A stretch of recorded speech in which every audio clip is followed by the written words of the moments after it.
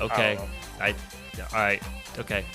You know what? Yeah, don't worry. I'm having a stroke. Don't worry about it. Okay, yeah, that's fine. Hey, welcome everyone to Super Gamekast. It's our podcast about the video game industry. Here's your host, Bronson Fiore.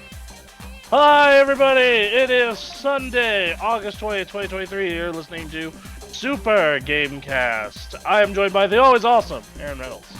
Hey, I'm here. I'm awake. I'm alive. Our mod mommy, wielder of the band hammer, the lovely Emily Holslander. What's up, my nerds? And then, last but not least, the HR ninja himself, Jesse Pewitt. Hello. Hi. Hey. Hello. Hello. Hello. How you guys doing? How's your week? Was your week good? It was Long. good. For me anyway. I really embraced just like, what if I just played video games and did absolutely nothing else with my life? That's The dream. That's The the way That to is live. the dream. It was incredible. That is, let me tell you, it is a dream to one day go with just full second skin. Just, yep, I'm here. I am playing World of Warcraft and Final Fantasy 14 from when I wake up to when I go to bed. You know, This is my life now. yeah. We've been talking about that Second Skin documentary a bit recently, and I just realized there's totally going to be another documentary where all of us start, and really the generation just before us starts retiring, and they return to LAN parties in nursing homes. Oh yeah, totally. Like absolutely. Like 100%. And you know what? That's going to be a sweet life, man. Assuming that any of us get to nursing homes and we just don't die at work. Yeah, I know, right? I was gonna say, man, you're optimistic that we're getting the nursing home. I don't know. I think a lot of us. I think there's going to be so many people that are fucked with this situation that something might happen. Maybe. Who knows? Yeah, it's either that or because even that giant wealth transfer that's supposedly supposed to happen is getting abused by companies who are just like, yeah, we'll buy your house or we'll charge you like hella money to live in a nursing home. Yep. You know, yeah. It's going to be a problem. So I don't know. That's how I'm going to hold out hope, is spending my last 20 years, hopefully, just gaming. And I'm previewing it now, and it's awesome. I'll probably be dead before Street Fighter 12 that's beamed directly into your eyeballs or your neck chip. That's right. But think of it this way: you won't have anything else distracting you, so now you can really work on reacting. That's true. Yeah, but you're also going to be old, so your reaction times are going to be worse. You really got to predict. You have to read hardcore. But yeah, so no, I've been having a good week playing video games. Awesome. How about y'all? I had a really good week playing video games. After Wednesday. Okay. Because hey, Tori and David, they got married. Congrats to them both. They're a lovely couple. Yeah. However, I means I didn't get to play video games basically all that much. God damn it, Tori and David. I know. To be fair, they were a little bit upset about it. The Genshin Impact update came out right before their wedding. So they got fucked too. All right, yeah. Yeah. Great. I was out to lunch with Tori on yesterday, and she's just like, it came out right before my wedding. So good. Great.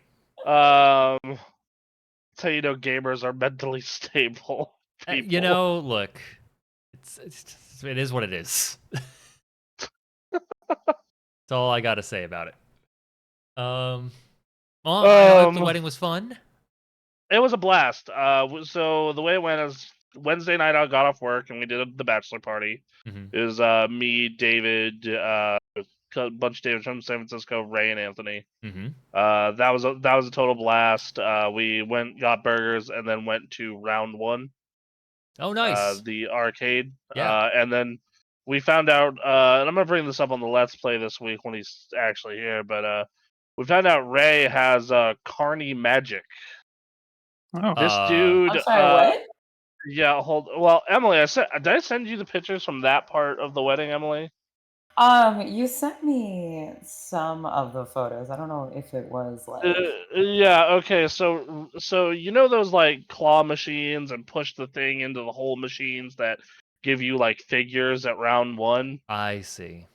I know where this is going, but keep going. Yeah, Ray won an absurd amount of them. Nice. I'm Well, glad we can like, count on Carney him. magic.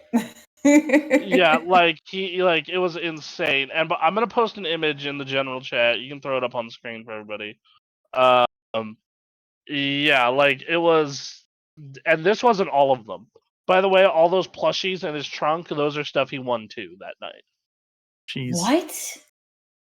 Yep, all those anime figures, stuff he won. All those Are you plushies, talking stuff he about won that that night. stack? Yes, yes. Okay, I did see that one. Jesus Yes. Christ. And Oh. and the funny thing is after that picture was taken, he won about 5 more figures and like 3 more plushies. That's ridiculous. What? All right. Yep. Well, again, I'm a little surprised they didn't kick you guys out.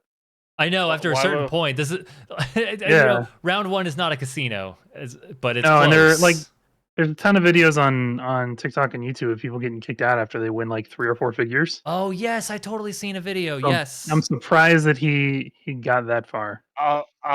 Well, we know people who work at round 1, and that's not why you got away with it. It's our theory is they aren't paid enough to care.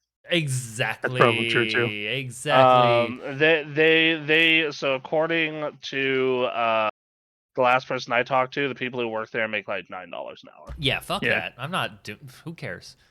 Yeah. So wait, so he got that all for himself? A couple went to Tori for the wedding. Mhm. And then he gave me a plush that I ended up giving to Ren. Okay. Tori's maid of honor. Nice. All So right. yeah, Cool. you know, that was a good time. After that, we had the wedding the next morning. All right. Which was, or not the next morning, the next afternoon. Next morning, I had to go play taxi and take David and most of the groomsmen to the venue, which was at the planetarium. And then I had to get, I got ready with, my girlfriend who was also in the wedding party. And, She looks you really know, cute, by the way. she did. She looked fantastic. She looked absolutely gorgeous. And we enjoyed the wedding. Ceremony was nice and short. It wasn't like one of those painfully long ceremonies. It was nice and indoors, My which kind of I'm a wedding. big fan. Yeah. What? My kind of wedding. Yeah. Right. Yes. Yeah. Big fan. Big fan. Um. So yeah, it was one of those things where it was great. All Like right. it was Cool. reception happened, and the reception was also a fun time. Good, All right. good. We did the standard take pictures thing. For one of the pictures, we did the Final Fantasy 14 like this pose for the bride and groom. Yeah, sure. So that was I love fun. it. Nice. I love it. That was a lot of fun. Yeah, no, just generally great time. The reception had a taco bar that was delicious. Taco bar sounds all right. Yeah, taco bar is Good always way to fucking go. delicious. Yeah. Good way to go. Yeah, it was at the planetarium, which was great. I definitely between the arcade and the wedding though, I was like, God damn, I stood a lot this weekend. Oh no. So yeah, a lot of standing. Not used to it. That's when you know. Yeah. So yeah, and that was basically all of it. So All right, cool. Anything yeah. else going on with y'all? Anything new? No, All right. those on it. Well, video games. Mhm. Video games They're have a been thing. happening. Yeah, They're always happening. Really. they are in fact always happening. So, also news. Video game news Also Also, happened this news, week. video game news, news in the video game industry. What are we starting off with? Drama. In drama, yes, drama too. So this will be fun. Yeah, you know we love our drama time here. We do We sometimes. are drama time is always fun as long as no one's getting like physically hurt. Um, Ugh. that's always my stance on it. It's like okay, drama time is great as long as no one's like actually getting hurt or something. Then but this first news story is not drama time. It is reminding me of my mortality. Yep. So hey, July of next year, the Xbox 360 store is closing. So the way that works is so it doesn't mean you won't be able to buy the backwards compatible games anymore. You'll totally be able to do that on your Xbox One and your Series S. So if you want to play one of those, no worries, you're safe. But the store that is on the 360, so if you were to log onto the 360 right now, is being shut down. Mhm. You will not be able to go log on and purchase titles anymore. And then it will also be shutting down the 360 marketplace site. Microsoft did note that if players have deleted a game that they purchased, they'll still be able to re-download it. Same goes for any DLC they may have. This is just a like, hey, the store is closing thing.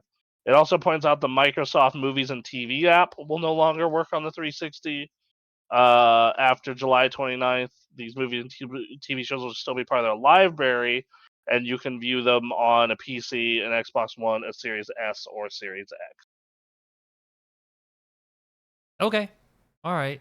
If it's got to happen, and it seems like they're handling it okay. It doesn't have to fucking happen though. No. It doesn't. It doesn't. Look at Steam. It doesn't. It really you could literally just like okay, so you have a couple of different routes you can go with this. Okay. Option one is do the laziest possible method that costs the least amount of money, which is just leave the store up, have some people maintain it. There you go. Mhm. Problem solved. That's the easiest option. The option corporate will probably deal with the most. You get the good press of like, hey, we want to preserve video games, Mhm. Mhm. like that kind of thing. Yep. On the other side of it, you could make all these games backwards compatible. Why they don't? It just I I, understand well, it's I, hard, but sometimes, well, but well, like, it's not a tech thing actually. oh, This is actually something Phil Spencer went over. He's like, no, we got pretty much all of them working. Like that's not the hard part. The hard part is getting all of the license holders to agree to put this shit on a new platform. the way That's they write that. up those licenses needs to change because that's Well, fucked. oh well, okay. So they do them in a way that isn't shitty now, but back in the like 360 era, this was like, hey, before the onlines were the biggest deal and was the main thing. Yeah, that's true. So that's like the same reason why a lot of those games don't work the way you would want them to work. Mhm. Because like for example, I would love Burnout 3 to be on the backwards compatibility program, and it can obviously run because Burnout Revenge does. Yeah. But that doesn't matter because there's a shit ton of licensed music in this, and they probably don't want to pay for it. That is my best guess anyway. I mean, that's the biggest thing when it comes to burnout, right? Like, It, yeah, I mean that's why like the spiritual successor, Dangerous Driving, like they said, hey, the game has Spotify integration, and here's a playlist we made. yep, because that's So how you have to do it. Like, yeah, because licensed music is fucking expensive. Yep. Yeah. So yeah. Yeah, man. So yeah, that's the main issue. Or like you have examples like I love Project Gotham 4, right? It's one of my favorite racing games. Mm-hmm. The problem with Project Gotham 4 is it has a bunch of licensed cars in it, and they'd have to redo all those licenses. So yeah, that's basically the big issue there. And then for whatever reason, certain developers and publishers like fuck that. We don't want to fucking do this anymore. Like, have them go buy our remaster on the Xbox One / whatever. Yeah. You know? Or the publisher's defunct, or a million other things. Right. But yeah. So the real fun, and then the movies and TV thing. I don't know why they're doing that. In all honesty, that one I don't understand, because Yeah. I'm just like it's like, okay, is it just you don't want us to keep doing security fixes on this nearly 20-year-old device? Mm-hmm. Is that why we're doing this? I understand, but I don't know. It's still kind of shitty. I look forward to the completionist video where he buys every single 360 game. That's gonna be great. Yeah, exactly, right? You know, someone's gonna get some good content out of this at least. A lot of content out of this, I think. All right. Oh, It's and the thing is like we always talk about game preservation, and is as we all know, very important. Yep. But It just feels like an unfortunately, inevitability with these companies. yeah, no, this is why I tell people like hard copy. Sure. Hard copy. Like I started buying hard copy movies. It is more expensive than streaming. I understand that. Mm-hmm. See, I've But been I going get the other direction this week. what piracy. Oh, Um, yeah. I still want to support the creators though. That's the thing. If you got the money, go But for it. well, yeah, different situation. Exactly. Um, I'm saying you got two options, and it depends on your financial situation. yes, and then on top of that, like I this is like these digital store closures also just mean prices like explode. Yes. Like I guarantee you, next July 360 games are gonna blow up in price. Yeah. Yep. Yeah, like the 360 games are gonna just explode. Gonna capitalize in on price. this 2 human copy I've got. Yeah, man, go nuts. It's gonna I go don't know from what the a rarest 360 game I have is. Mine's probably Child of Eden.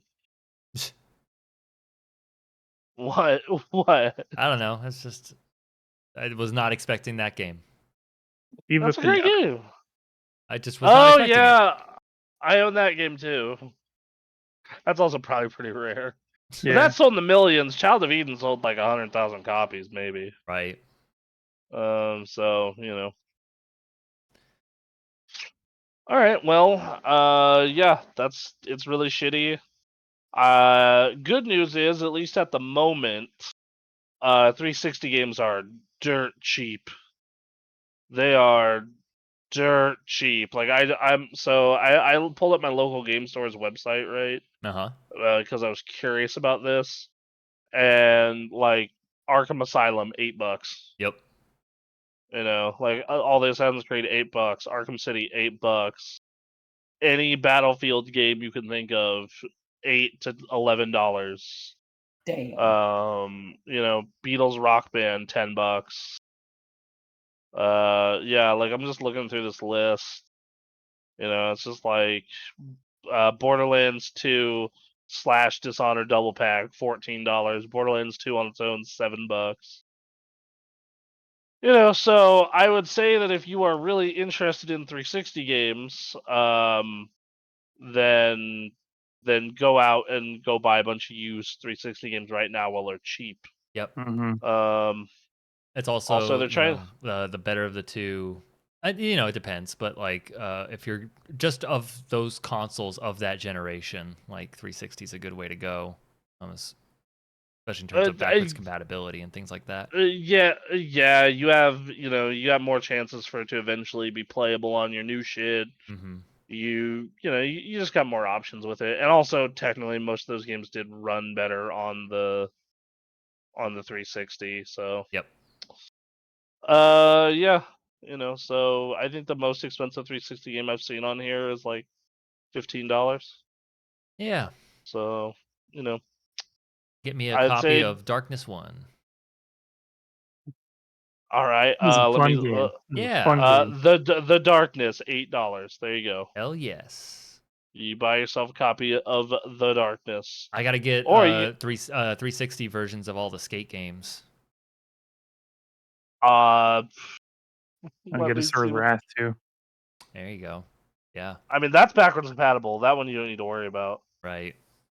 Remember, any of the games that are backwards compatible are still going to be on the store. But if you want like their karaoke game, Lips, you're looking at $9. Is that really what it's called? Lips. Yep. Yep, Lips. Oh yeah. Good old Lips. Good Yeah. old Lips.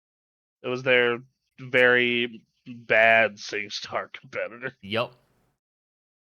Uh, That was I- that and one I- of my first Giant Bomb Cast episode. They had to go over talking about Lips. So Lips is always somewhere tucked in the back of my mind that it exists, and then SingStar it's- was like, blew it out of the water. yeah, which is weird that like both companies felt it essential to have a karaoke game, but No karaoke games for anyone. not anymore. They don't really exist anymore in the same way. But, they're still putting out content for rock bands, so there you go. As your keep the dream alive. Mm-hmm. Yeah. So, yeah, you can buy a copy of any of the Maddens for like $6. What are the best Maddens? I don't know. Like, I Yeah. really like 10. Sure. 10 seems pretty cool. But yeah, so that's unfortunate. Shitty, yet another loss for game preservation. Mm-hmm. My advice is to buy hard copy as much as hard as you possibly fucking can, and support, and do your best to keep hard copy alive. Because the second hard copy dies, is we're extra fucked. So. Yep. Which I think is I think it's the trend. I mean, in Australia, they're no longer releasing Disney movies. Mm-hmm. This is Yeah, true. we talked about that on the show, and that's super shitty. Yep. Like the U.S. it's doing fine. I think part of that's just because the U.S. is so goddamn big that there's two things in the U.S. I feel like keeping hard media alive in general. Mm-hmm. You have the people like me who are like raw sustainability, keep this shit around forever, keep media alive forever. Because like my girlfriend experienced this. So my girlfriend's a big fan of Over the Garden Wall, like a huge Over the Garden Wall fan, right? Right. And they took it off of all streaming services. No more Over the Garden Wall for you or anyone. And she wanted to go ahead and buy the DVDs because of this. But because of the massive amount of people who also had that idea, they sold out in like 3 days. Damn. You Boy. cannot get Over the Garden Wall DVDs right now. So yeah, but like we had to resort to piracy. Mm-hmm. Straight up. Do it to themselves. Like we had to resort to piracy. It's it's like, and she wanted to pay money for it. Like if they sold that DVD, like she happily would have bought it. Yeah, so A lot of there you missed go. money, missed opportunities. Yeah, and It's amazing. it's it's because of short-sighted business people, unfortunately. Mm-hmm. Unlike so many things. Yeah. So hopefully, my hope is that eventually enough people make a ruckus. Oh, and then the other thing is just people who live in like places like Fernley and Fallon who don't have good internet who find this shit annoying. Mm-hmm. Like that's the other thing. Is like, do you live in a rural area? Okay, you're probably still buying physical media. Do you? And that or you're and then like third option is like collector, but it's just like the average person. Like my mom doesn't buy physical anything. Right. You know, like my mom doesn't buy physical anything. You know, like and that's unfortunate, but it is what it is. I think my parents still buy physical media every Tuesday.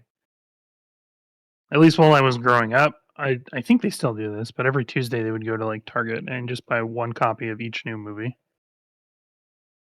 And I'm like, why? You, Why do you do that? You're not even gonna watch them all. your parents are Yet very cool, is what I'm gonna say to that. they have like a giant wall just full of DVDs, VHS tapes, and Blu-rays. That's awesome. I used That to live sounds that sick as hell. life. That I currently live that life, and I'm happy about it. Yeah. I'm enjoying my life now, the way it is, but I imagine companies aren't. Another L for game preservation here, Mm-hmm. Yeah. and another L for Microsoft, which those just keep coming. They're doing it. I don't think this and that's the thing, that this does not play into their supposed master plan. This is just them dropping support. Yeah, this is just this is just them being like, well, Whatever. you All right. Switch times, old man. Yeah. yeah, go stop playing your 20-year-old 360 and go buy an Xbox One. Yep. There you go. Right. It's still supported, sort of. Sort of. Yeah. I don't know. Go buy a Series S. They Yeah. can't play any of your discs. The US. So. God. Fuck. All right. Next story. Next story. Continuing good news for Microsoft. Forza Horizon, sorry. I It's been understand so why. long. Yeah. It's been so long since we had a motorsport game. It's like, oh right, Yep. that's the one we're talking about. Yep. Forza Motorsport will not have split screen. It will not have a spectator mode, and it will not have AI racers in multiplayer. All of these are things that have been in the franchise in the past, but due to the graphical fidelity of this game, they will not be able to do so. Well, great. But yes. this is what they're choosing to do instead of pushing it further, pushing another Microsoft release down the line to have it fully featured. Yeah, so it apparently won't be available at launch. He says do it they have a completely new graphics engine, and as a result split screen was difficult to add in and won't be available at launch. It will have a bunch of accessibility options that they touched on recently, and including creative blind driving assist. And then they're gonna have a big showcase for the game at Gamescom, and it's gonna be out October 10th. So there we go. I hope people enjoy it. The people who enjoy those games, despite losing those features. I know the article that we pulled this from says this move is similar to one 343 made to not release campaign Copper Forge at launch of Halo Infinite. I think those two are a lot bigger to Halo than this is to Forza, but Right. like I think split screen is a big deal. I think no one gives a shit about AI drivers in their multiplayer races, at least in my experience. I And feel then like that means you have to wait for your lobby to fill up. I mean, or before you you can race. just do it with a smaller lobby. Well, if that's what they're doing, that's fine. But if they make it so that you have to wait for a lobby to fill it before it restarts, then I think that's a misstep. Yeah, I wonder why. I wonder why they couldn't. Like, I'm curious, like why they couldn't do do that. Like, it's Mhm. that one seems like something that wouldn't be a problem. Um.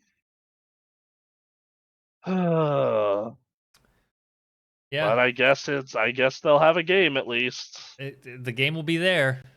They can race cars. Um, but you can, as long as everything else is fully featured and good, Right. sort of, I So guess. right. We can only hope. And All then right. spectator mode, I don't know. Like, it doesn't seem like a big deal to me, but like, I I don't fucking play these kind of games on the internet at all. Like, Mm-hmm. it's like I have not gone on the internet with Gran Turismo once. So like for Yeah, me, that's a good point. but apparently there's this whole community of racers and people who make liveries and paint jobs for this shit. And like, I'm just like, who are you people? Hmm. Like that's what I want to know. I guess I'll So, find out depending on how loud or quiet they are at this release. yeah, this news story was very quiet. It didn't get a lot of traction. I feel like most of the Forza player base is not going to notice this, Mm-hmm. but we'll see. All right, well, that was that. As far as Forza is concerned. The last thing is Starfield might not have DLSS Oh. or the Intel equivalent. So people have preloaded Starfield. Mm-hmm. So people have preloaded Starfield, which okay, makes sense. It's gone gold. It looks really good. And they have noticed that there are no DLSS or XESS, the Intel equivalent, um, in Starfield, in the files or folders anywhere. The Hmm. only technology like this is AMD's Fidelity FX Super Resolution 2.0 FSR2.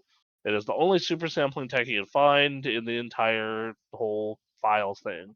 And it shouldn't be too much surprise as AMD is the exclusive PC partner for Starfield. They are offering free copies of Starfield if you buy one of their CPUs or GPUs right now. Wow. Yep. Well. Okay. So apparently they're already working on a mod to get this support in the game. So Pure Yeah, Dark, some dude is doing that. Yep, yep. I love it when some dude is doing that. but he's gonna Yep. charge for it. Oh, okay. Um So yeah. Hmm. Um, I don't know. So I'm on a 1440p monitor. So like the only game where I've really had to use this tech has been Cyberpunk. So for me, this isn't really a big deal, but man, this feels kind of bad and shitty. Like this feels th- like console exclusivity I understand. But like graphics card feature Hmm. exclusivity, I'm just like, Yeah. y'all really think that people are gonna like do this, huh? That's you really think that people are gonna be like, oh yeah, I'm totally going to switch to an AMD, 7950 XTX instead of my 4080 because of Starfield will run better. Hmm. Mm-hmm. Hmm. Like, no one's gonna fucking do that. Now, like, it might convince somebody to buy an AMD card for the free game. Like, if they're weighing their options and they're like, well, the 79, I don't really give a shit about ray tracing, and the 7950 XTX is a lot cheaper, and I get a copy of Starfield. Okay, fuck it, sure. But like most people, like what? This is fucking ridiculous. Yep. I don't know. I may be playing it on console at first because I'm weird. Because I'm just so curious about the console version of this game is. 24 But FPS. is Alright. that confirmed? No, I don't know. Oh, But I would put a paycheck on that. I would bet a paycheck on that. It's more cinematic, you understand. Please understand. Oh lordy. Right. Alright. Yeah. It sucks. Yeah, it's shitty. I guess good for people who have that graphics card. Right. You know, Yeah. that's kind of my response to that. Yep. Or graphics cards, I should say. And who knows? Maybe they'll add it in post release. That's another thing we need to consider. Oh, possible. Yeah. All right. Hey, Linus Tech Tips has had a whole metric fuck ton of drama happen. Oh. Like so much drama. Like an unbelievable amount of drama. So Gamers Nexus recently did a video about errors in videos and ethical practices. He said, "I'm putting my foot down effectively." So, oh, sorry, I read ahead. So yeah, Gamers Nexus did like what was it, a 45-minute video? Like it was long. It was not short about like all the errors in Linus's videos and how like how they're they have this lab but they're not doing anything worth a crap with it, and like just really laid into this like real bad. Mm-hmm. And it created a whole stir in the community, like a lot of people coming out and saying like, yeah, what the fuck. Right. Which makes sense. So from there, the company currently paused all production to improve its review processes, and CEO Taryn Tong tells The Verge an outside investigator will be hired to examine the harassment allegations that have happened, because they had a bunch of harassment allegations come out. You might have remembered, so I'm not sure how close you guys follow LTT, but a while back in 2019, they had a girl on it named Madison who was part of their what was it? ASIS rig challenge or something Yeah, like so that. like the idea behind that was that you could submit a video saying you needed a new PC essentially, and if they chose you, they would build you, or they would walk you through building a PC like in their studio. Oh. And so she was one of the winners of that. Yeah. So yeah, and there have been harassment allegations from her and several other people. So at Linus Tech Tips posted its latest video at 2 a.m. East, or sorry, 7 a.m. Eastern time. However, at 2 a.m. Eastern time, before they had this video saying we're pausing production, Madison Reeve posted a thread on Twitter. I refuse to call it X. I like how people call it the platform formerly known as Twitter. Are you seeing people? Are you seeing human beings doing this, or because I haven't? Just websites. just websites, Okay. man. Okay. All right. Yeah. Okay. I'm just calling it Twitter. I don't know. So anyway, saying that LTT or Linus Media Group is cultivating a toxic work environment, encouraging a work culture that is detrimental to her health, as well as sexual harassment directed her by Linus Media Group employee. I chose to quit my role at LTT because it and the working environment I was facing were ruining my mental health. My work was called dog shit. I was called incompetent. When I would reach out to my manager to try and get help with these situations, I would be told to, quote, put on my big girl pants and be more assertive. Reeve went on to accuse the company of barring her from videos after she reported being grabbed multiple times in the office and being told to, quote, calm my tits and stop being such a bitch. It felt like being in a horrible teenage drama movie. Oh boy, do I have some words. Oh boy. Yep. Which, man, and I remember when she was around, people were always asking her to be in more stuff. Like people were always like, she was very popular. I thought and I personally thought she was funny. So but yeah, no. So, when reached out to Linus about this, he responded via email saying, "I was in a state of shock reading through these allegations, plain and simple. They aren't consistent with my recollections. They aren't consistent with our internal processes. They aren't consistent with our company values. We pride ourselves on maintaining a safe and inclusive work environment in addition to our existing reports system, both anonymous and otherwise. We've proactively reached out internally today to encourage members of our team to report any workplace bullying or harassment they might be experiencing so we can take quick, decisive action. Our HR team will be conducting a more thorough assessment of the allegations, and when we are ready, we will release a more complete statement. For now, I'd like to ask that we allow our team the time they need to be as thorough as possible." And then that they're hiring a private investigator to look into that. Yep. Wow. And yeah, man, I actually went and read her Twitter thread on this. That's wild, right? Dude, right? Did you? Yeah, you read it. Did you read it? Yeah. Oh my god, hold on. I'm gonna try and pull it up for everyone here. Um, hold on one moment. It ain't good. Oh, did you read it too? I peeked in on some of the stuff. I skimmed it. Yeah. Yeah. No. I actually follow her on Twitch now. Like when she left LTT, I was like, oh cool. She's cool. I'm gonna follow her. Oh, she streams. All right. Yeah. Nice. So. Let's see. I was expected to post 3 tweets, 2 Instagram posts, and 2 TikToks minimum per day. I was expected to plan, film, and edit, and post 2 Floatplane exclusives per week. This included wrangling people to be in them when they were also struggling to get their work done.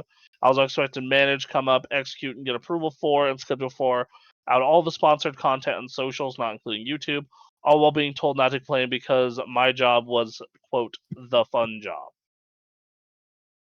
I cannot speak what it's like to work there now, but the entire team working on seeming what I expect. Sorry, but they have an entire team working on what I expected to accomplish alone. I misspoke originally when I said I signed an NDA. I thought the employee handbook acted as one. I'm not a lawyer. I have never publicly made any statement regarding my time there because I feared even more backlash from the community that was already attacking, defaming, and sending me death threats. I also feared for my career given LTT is large and has industry connections. My time at this company brought my mental health to an all-time low. You can talk to anyone who was around me during my employment and they would confirm it. And then the dog shit incompetent post from earlier. And then in a meeting in the writers' room, I was pointed to and I was asked, "Do you think any of these people would have a hard time getting a job?" I said no, keeping in mind that I was there about a month, and then pointed to and asked, "What about you?" What? That's Man. so Classy. It's classy. that's real classy and real like, oh my god, dude, like what? Yeah, this is Just bad stuff. right, like holy shit, like oh my god, I just And for it to be Linus it's too, like Linus and like this whole thing. Yeah. to be fair to him, he might be completely isolated from this. Being at the top of the company, like it's like, nah, man, we're gonna fucking sweep this shit on the rug. Boss doesn't need to hear this, which seems Possible. a lot. That's totally possible. Yeah. Like that was, He has that's his own that. issues that come out through this stuff. But yes, this Yeah, like what? Anytime I hear a story like this, I actually don't automatically go, "Oh, it's the CEO. It's the guys at the top doing the shit." It's typically the middle managers I think of as the people who do this kind of bullshit. And it's because they're power tripping because they're middle managers. I mean that specific thing, yeah. Yeah. There have been other accusations about Linus that have come out around all this stuff, but Oh, what other? I did not hear these. Go on. just here, I just went over to the Linus Tech Tips subreddit, and people Okay. are taking pictures. Madison posts, after I came forward about being assaulted, someone accused Linus of inappropriate conduct on Twitter. He came over to my corner and started berating her, calling her insane, mentally ill, and attention seeker, and just digging into this poor woman who had felt wronged by him. That's just one example. I trying to wade through the Linus Tech Tips subreddit right now is Well, you're a doing that. I mess. Yeah, can see I if I would can not grab recommend anything. it. Yeah, too late now. Well, you're doing that. Let's see. There's a perplexing fear that people will leave LTT and start their own platform thing, if given a platform. Mm-hmm. So if that platform could threaten negative things coming out about your company, you'd probably want to squash it too. In my experience, there's a belief that everything you accomplish, no matter how much it is created by your own effort, is actually due to Linus giving you a platform. This was what I was told when I moved to Arizona, or from Arizona to Vancouver to take this job. After it was publicly announced by Linus that he was hiring me without my knowledge or consent to that situation, and also before I was even offered a job or shown the salary, I agreed and signed the employment contract.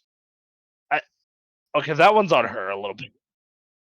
Like that one, like you are agreeing to a job before even being shown the contract or the salary. Like, okay, that one I'm saying that's a little on her. Let's see. Oh yeah, she was lied to about being able to monetize her YouTube channel. And would be allowed to join Floatplane in exchange for shutting down her Patreon. Once she moved, I was presented with an entirely new contract and handbook that I was told that I was not told existed. It detailed that I was given incorrect information and would actually have to make changes to my plans if I wanted to continue being employed at LTT. This was after I moved entire countries and given up my visa status, and I couldn't just go back. Yeah. Um, That one's pretty bad. So, yeah, that's. I later went to Linus about this and stated that the effort to remediate the situation wasn't sitting right with me. He told me I should change my priorities. He was in this instance referring to the fact that my brother had suddenly passed away not even a week before I moved for this job, and that perhaps I should just ignore that I had been misled because that was more important. I cannot tell you how upset I felt in this moment. So yeah, and she goes for a while if you read the whole thread. Yeah, But it's a those are long some one. other ones for context. So yeah. Yep. Super Yep. super disappointed. Yep. How Did you find any more of the other Linus issues on his own? Not through the subreddit because it's just No. just a goddamn mess in here.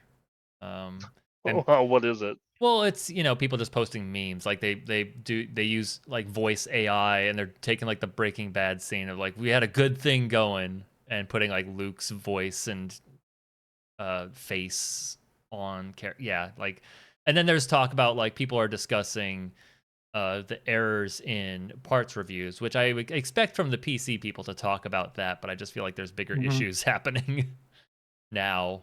Yeah, I mean, that was kind of what kicked it off, right? It was the Yes. errors in their parts reviews, and then it suddenly exploded. Yep. Exactly. They're talking about the new CEO that they've put, at LTT. They're shit posting, about bad testing practices and God, and then yeah, they're just trying to like, get by on their own talking about PC stuff since that was the whole point of this channel. I don't know. I guess if you wanna take your attention somewhere else, we got Jay-Z 2 Cents, I think is the name. Yeah, J2 Cents, J2 Cents. Gamers Nexus, Hardware Unboxed. Hardware Unboxed. Okay. There's another one I fell into recently. I'm trying to remember their name. though. I'm sure I'll remember it later. Yeah. But yeah, man, like just Jesus Christ. Real rough in here. Really sucks to see that happening at LTT because that was definitely one of those companies that gave the impression of being transparent and trying to be the best that it can be, and was always fun to watch them like live stream them building a PC and then just talking about stuff. It was a nice second screen experience while playing other things, but Yep. But you're, we'll have to just find other tech YouTubers. Which, to be fair, there are plenty, even without them trying to limit their people from starting other stuff. I mean, yeah, and tech YouTubing is such an expensive endeavor. It is. Yeah. But people want it, man. They do, because it's valuable. It's super valuable. It really is. So the creators are out there. Let me tell you, yeah, this definitely has changed the way I look at this channel and its content, and so I'm gonna try and find something else probably. Ugh. Yeah, like there's They were doing a lot of cool things too. they were, man. God, it's just so. Oh, Austin Evans, he's still doing stuff. Okay. Marcus Brownlee, like there's. You got options. You got a lot of Hardware, options. I think, is another one. He used to do stuff with Bitwit. Bitwit is kind of like stopped, but what was that channel called? Pulse Hardware. Pulse Hardware. He used to work for Newegg. He would do a bunch of Newegg. He was their like YouTube personality for a while. Okay. So. All right. Sad. Can we just have one nice thing, please? Can we, like, just one, just like, I swear to God, like, fucking Jesus, like, just We have nice things. It's just they don't, them being nice does not get the news coverage this does. It's just a shame that the more you live life, the more you watch more and more people that you grew up with or get into just fall. Like, it's not that hard to not be a shitty person. Yeah. It's really not. I promise you. Like, I promise you. Incredible. Yeah. Yeah. All right. So fun. Great. All right. Yeah. All right. Well, moving forward. Let's get it. This is a better news story. It's still not like an amazing, happy, fun time story, but it's a story. It's not depressing. So I'll take Alan it. Wake 2 delayed 10 days to avoid clashing with October's big releases. Smart. Yeah. What was going to be released alongside it if it had stuck to its original date? Oh. So it was supposed to come out October 17th. But there's a bunch of games coming out, and they want to make room for everyone to enjoy their favorite games. The Remedy director said. Spider-Man was, Alan Wake 1 launched like the same week as Red Dead Redemption and Mario Galaxy and a bunch of other shit. And this one was set to launch like a couple days before Mario and Spider-Man, like 4 days before. So now they're going to be launching like 7 days after, which I don't think that necessarily helps, other than the fact that it puts this horror game right next to Halloween. Right. That's about all you can ask for at this point, because pushing it past Halloween might hurt it. But also sticking in this window. But also, like, at some point you just have to release the game. Like we just have a packed release schedule. You can't keep pushing until you get to a drought. Yeah, like it's that month you're getting the Metal Gear Collection, Mario Wonder, Assassin's Creed, Forza, Spider-Man, and a couple other things. So October's packed. So Yep. unfortunate, but Good for us, but yeah, rough for Alan Wake. Hopefully they can stick out. 7, if they separate by enough days, they may get a round of social media coverage. Mm-hmm. So, all right, yeah, we'll see how October goes. October's gonna be nuts. Yep. All right. Well, Speaking of more yeah. releases, We have new releases. Hey, we played a bunch. oh, Wait, no, we got more news sorry, I fucked stories. up. Yeah, I fucked up. Done. That's I fucked up. Sorry, I was looking through the links, not the actual text. My bad. Okay. Call of Duty Modern Warfare 3 has been fully revealed, and it is going to come out in November, and it will launch with. Yep. Didn't Shocking. they The say Call of they Duty. weren't going to do this every year? Like, isn't that? Did No, I that was Assassin's misremember Creed. that? Yeah, was Assassin's Creed is the one that was trying to take a break. And they did a small one. But like, what is from like a financial standpoint? You're trying to make as much money as you're Call of Duty. You make buttloads of money to the point where like you are the deciding factor between like consoles fighting for your attention. You release Modern Warfare 2. It seems like it's doing really well. You're releasing a bunch of weird, strange content that like seems very Fortnite-esque in terms of like, I don't know, just it's popular. Yes. You just released. It feels like they just released that still. It came out in October of last year. They put one out every year. Okay, I don't know. Yeah, They put out a Call of Duty every year. they should put out a new Fortnite then every year. A different model. Like Fortnite is free to play and doesn't have a campaign. They can make a paid Fortnite at this point. And they could. Yeah. And also like people keep buying it.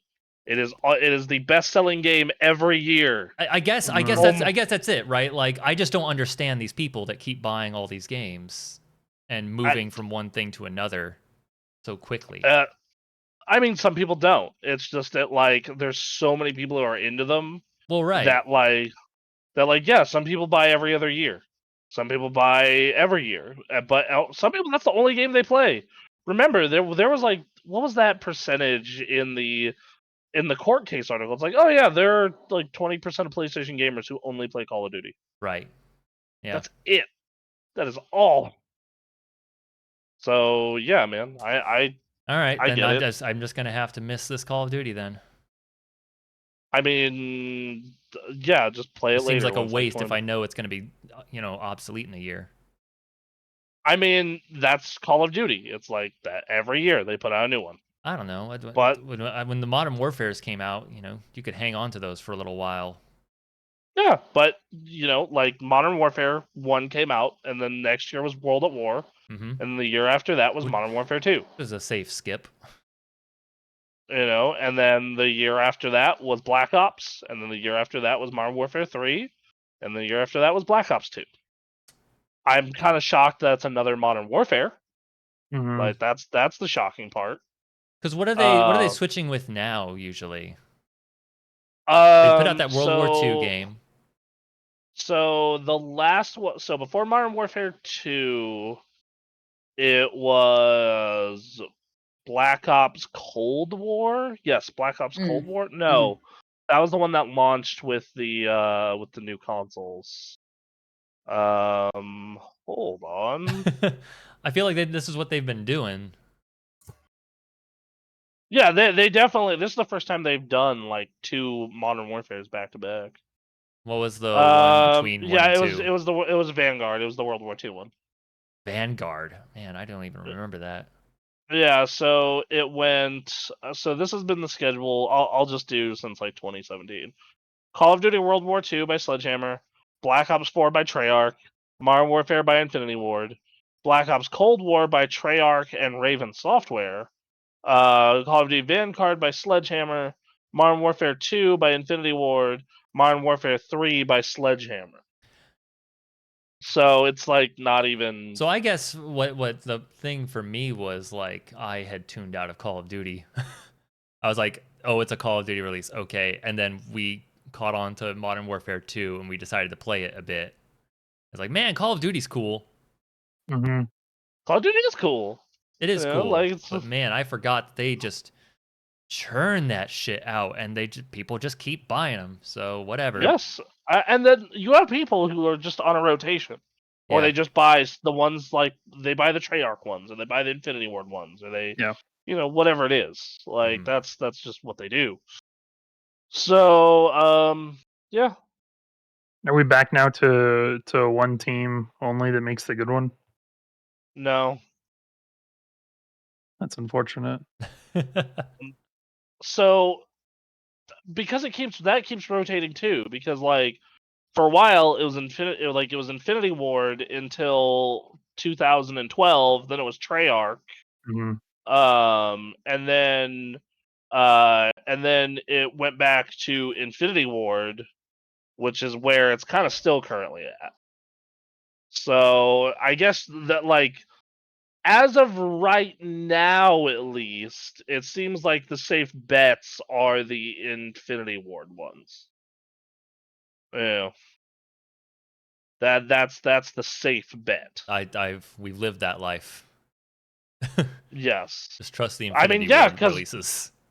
Modern Warfare 2019 was awesome, and Modern Warfare 2 was awesome. Those are both Infinity Ward. Mm-hmm. Black Ops Cold War is okay. That's Treyarch, and Vanguard and World War 2 are both really bad, and they're by Sledgehammer. This upcoming Modern Warfare 3 is going to be by Sledgehammer. It's probably going to be really bad. So there you go. We'll see, right? I'm curious if they're handing over to Sledgehammer. I wonder. Yeah, we'll see. That seems like a weird game to just flip over Yeah, to a but new like, dev. But A weird okay. franchise to be like, yeah, here, come back. Right? Yeah. Don't yeah, fuck it like, up. yeah, like the weird part about this for me is like I said, the fact that it's two modern warfares in a row. Yeah. Like that's the part where I'm just like, what the fuck? Usually they Okay. vary it up. Yeah. So Do they still I don't do know. some form of COD Zombies? In the Black Ops games, yes. Okay. Yeah, there's a rumor floating around right now that one of the trailers has a reference to a zombie mode, like through like a specific series of notes or something that have been in every zombie mode. So people are thinking that Modern Warfare 3 will have a zombie mode. So the Okay. way it has been, so the Treyarch games are the ones that typically have the zombie mode. The Modern Warfare games are typically have the Spec Ops mode, and I don't even know what the Vanguard World War II ones have typically. Oh, apparently it's something called Arms Race, where it's like Arms 12 v Race is fun. 12. That's pretty fun. So yeah, yep. There you go, Call of Duty. Okay. It's popular. Guess what? It's still Modern happening. Warfare 3. It's coming out November 10th. So about a year and 2 weeks after the last one. I watched the trailer. I don't know. It seems like that.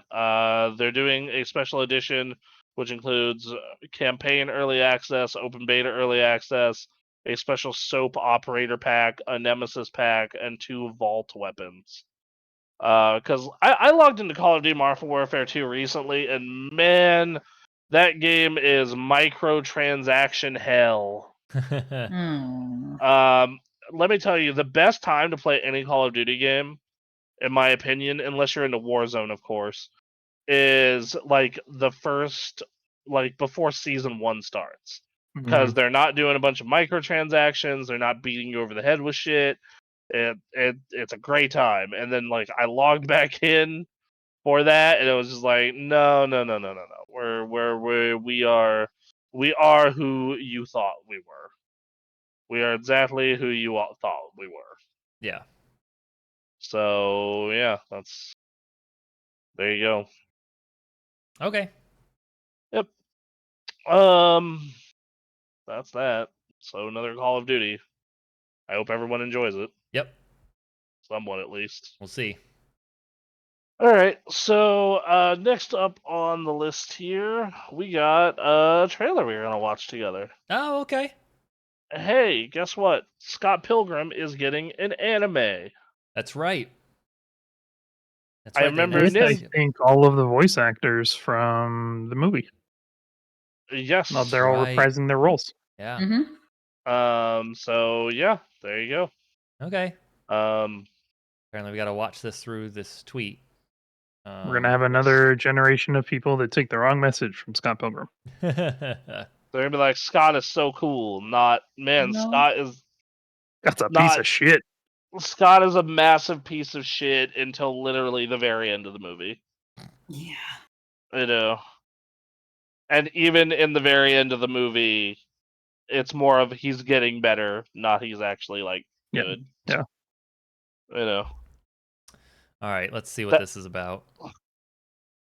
Oh, the music for it is so good too. Holy This hell. trailer. Mhm. Yeah.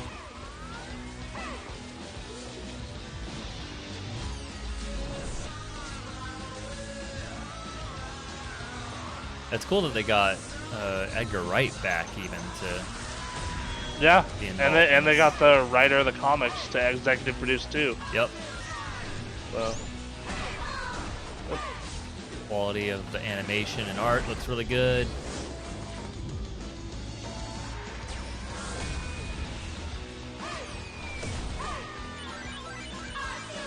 That's right. Yep. Got all the voice actors. Mhm.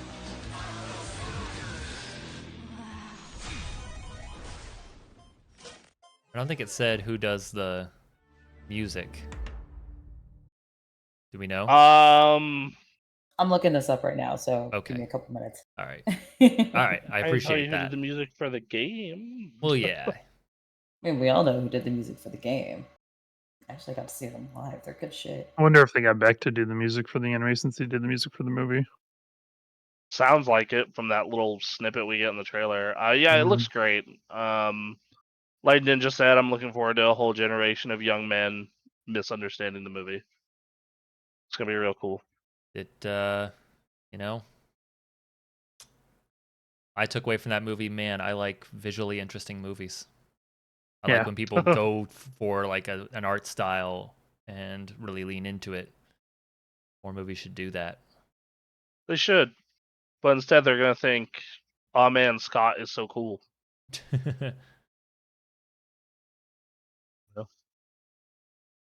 I saw another concern from artist Twitter. It says, "Great, another generation of people that are going to develop an art style that's just an offshoot of Scott Pilgrim." Probably. Oh, Which, yeah, But yeah, you get that from any medium, right? Like yeah. Like I I- know so many people who took art from like Adventure Time and Steven Universe and that kind of art style. So it doesn't. Yeah, this does not surprise me. anything to move away from the popular with big, TV studios, Family Guy, the Family Guy, Bob's Burgers, Rick and Morty art style. Can we not? That Rick and style is Morty's gross, lesser but I extent, do. but yeah. Yeah, yeah. The Rick and Morty is all those shows are kind of gross as is Big Mouth, but I do enjoy a lot of those shows. The shows themselves can be entertaining. Like I really enjoy Bob's Burgers. mhm. Yeah, And that has its own art style in a sense too. But like, yeah, like man, I would take even Archer. Like Archer is 100%. visually distinct. Yes, no, You Archer's know, fantastic. They do their own thing. That's cool. yeah. Emily, you have a face of knowing. I have the answer, Okay, actually. okay.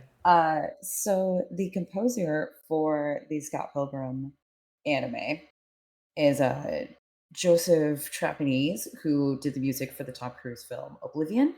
He Oh, did Hmm. 16 episodes of The Witcher, okay. going from 2021 to 2023. Let's see, what else has he done? He did the music for the Neil Patrick Harris film 8-Bit Christmas, which, by the way, if you haven't watched it, it's fun. I highly recommend. Okay. Yeah, he blends his knowledge of classical with this. How did it get described? Um, Known for integrating his extensive classical training with his producing electronic music. So that is a very interesting choice for your alt rock, Canadian alt rock band. Yep. I mean, he seems like he's doing a good job. That was a good I sound. mean, Yeah.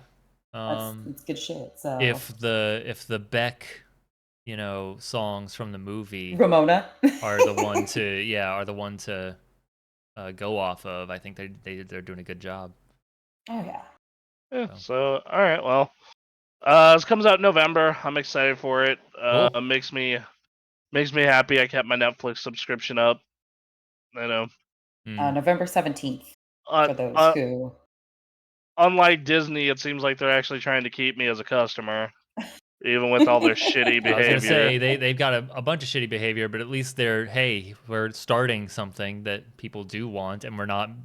We could have done a live action Scott Pilgrim show, but we decided, we're spending enough of that on One Piece. Oh God. All right, well. Moving forward, last news story we have. Hey, we like MMOs here. We do. Mm-hmm. And apparently DC Universe is getting ported to the Xbox Series X and the PS5. Still going. Didn't even realize that was still a thing. Yeah. Oh, dude, I found out something crazy this week. Okay. As far as MMOs are concerned. So, every now and then I like to take a poke at EverQuest. I like to go see what's going on in EverQuest. As you do. As you do. All right, and I found out that for $15 a month, you can get this thing. It's called All Access for Sony MMOs. Okay. So you get a bunch of shit for EverQuest, EverQuest 2, PlanetSide 2, and DC Universe Online. So you get, so for DC Universe you get 150 free replay badges, 500 Daybreak cash or loyalty points, 10% marketplace discount, 50% bonus time drops or artifact or ally XP, access to all powers, unlimited in-game currency, most inventory and bank slots, most character and broker slots, most daily rewards, form a league, which I assume is a guild, or to be able to trade items. Yeah, and so it's basically like a super subscription to 4 MMOs for $15 a month. Well, damn. That's kind of nuts. If you are really living that MMO life, go for it. Yeah, man. If you want to play all of the those 4, which to be fair to those 4, they're not particularly big right now, but hey, you don't. If there's something World of Warcraft ever did, it made it like, oh, the amount of players you need for an MMO to survive is in the millions. Mm-hmm. Not really. EverQuest still has players, and I believe their yearly player count last year was like 21,000. Damn. So really low. Okay. So yeah. That's cool. I'm happy for DC Universe fans. Yeah, no, it's cool. Good. They're getting a port. Better graphics. It's actually on the Switch too, still for some reason. Sure. They port this thing to everything. Wow. So yeah, man. Cool. The Skyrim of MMOs. Yeah. I And you can play it when on you your put coaster. it that way, you're not wrong. So yeah, this is a neat little thing. They did fail to mention the Series S, but it seems unlikely an upgrade is set only for the X and not the S. That's interesting. That seems weird. So I mean, we'll see, but yeah. Weird. Okay. All right. Yeah. Cool. All right, everybody. I think that's everything. Am I right on that? As far as big games industry stories, I think that is about it. All right. Well, that I caught anyway. Yeah. Let's. All right. Well, do we got any other news? We forget anything? I don't think so. Let me All right, make sure cool. nothing's broke during this stream. Yeah, right. Because that seems to happen sometimes. Starfield stuff is leaking as people on 4chan are playing the game. Okay. That's awesome. Yep. The traits have leaked. The inventory screen is leaked. There's a creation credits, which make people think that the Creation Club is coming back, or the paid mod service that was in Fallout 4 is coming back. Oh, that's totally gonna come back. I have no fucking doubt in my mind that that's coming back. Yeah. There's a Valorant anime in the works. Okay. That's it. That's all I got.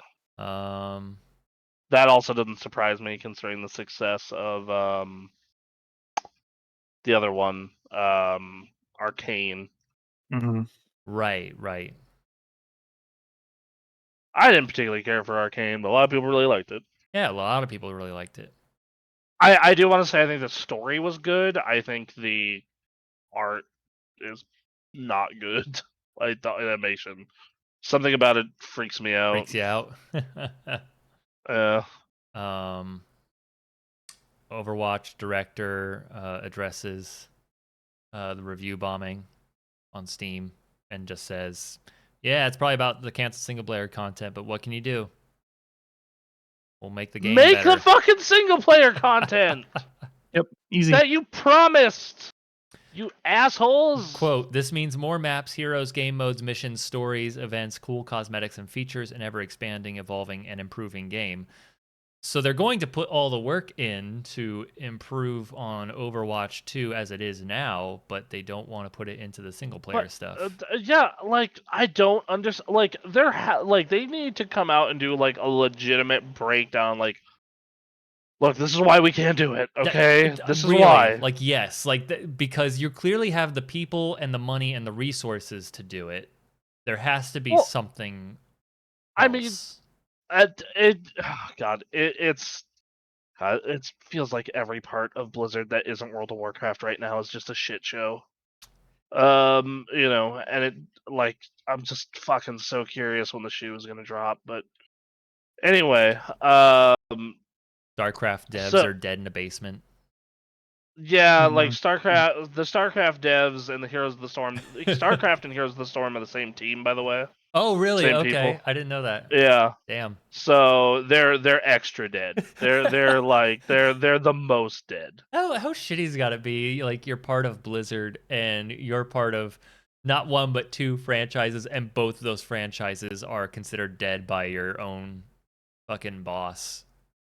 And it's funny because both of those franchises are like still alive and well with their communities. Yeah. Like if you go on Twitch, you can always find StarCraft and Heroes of the Storm tournaments. There are people who only play StarCraft, man. It's Heroes wild. of the Storm is a different take on the MOBA. It's man. Oh God. Wild. StarCraft is weird to me. There's some dude I went to high school with. He's like some plat level streaming player who would like get thousands of people on his streams and like would go to tournaments and stuff and like was friends with Day9, and I'm like, what the fuck? Yeah. And then like as soon as StarCraft, I haven't seen him on anything. I haven't like he doesn't post on Facebook or Twitter. He just completely disappeared once the StarCraft 2 scene kind of like died out. It's still around. It's just that it's not big, like unless you live in Korea. Yeah. Like you can still find games of StarCraft easy. It's still a fun game to play. Like StarCraft is cool. It's just like it. I feel like for Blizzard for a game to be successful to them, it needs to be like a mega hit. Mm-hmm. And maybe not so much Blizzard itself, but definitely for Activision. Yeah. Yep. So like World of Warcraft is back to being the most popular MMO, and it even when it was a giant fucking train wreck, it was still the second most popular MMO. So like that's a thing. Like that's the level of big you need to be. You need to be one of the top, if not the top in your field. Or they're just gonna put you on life support. Like here's the Storm and StarCraft still get balance tweaks. Right. Yeah. Weird. And then I think the only one making RTS games anymore really is Microsoft. It genuinely feels like that's the only person, the only people making those kind of games. Yeah. So yeah, I don't know. Man, God, All right. a new StarCraft would be cool. It's been so long. StarCraft 2 took over when it came out. Hold on, let me check something. Bronson's checking something, everyone. Just hang tight. I built my first PC to play StarCraft 2. Yeah, like the last StarCraft expansion came out in 2015.